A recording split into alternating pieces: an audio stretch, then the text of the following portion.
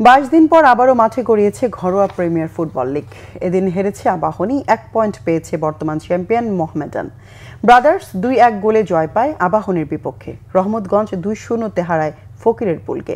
বাংলাদেশ পুলিশের সাথে ড্র করেছে মোহামেডান। প্রথম রাউন্ডে রহমতগঞ্জের সাথে গোলশূন্য ড্র করেছিল আবাহনী। জয়ের দেখা পেতে মুন্সিগঞ্জ ব্রাদার্সের মুখোমুখি হয় তারা, তবে দিনটা পক্ষে নিতে পারেনি।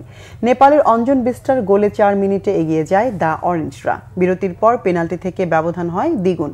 ম্যাচে ফিরতে মরিয়া আবাহনী গোলের দেখা পায় মালির ফুটবলার সুলেমান দিয়াবাতের লক্ষ্যভেদে। তবে শেষ রক্ষা হয়নি প্রিমিয়ার লিগের সর্বোচ্চ 6 বারের চ্যাম্পিয়নদের। 2-1 ম্যাচ জিতে নেয় ব্রাদার্স। ফর্টিসের কাছে হার দিয়ে লিগ শুরু হয়েছিল বর্তমান চ্যাম্পিয়ন মোহামেডানের। গাজীপুরে পুলিশের বিপক্ষে এগিয়ে গিয়েও ম্যাচ জিততে পারেনি আলফাজের শিষ্যরা। 19 মিনিটে প্রতিপক্ষের জালে বল জড়ান রহিমউদ্দিন।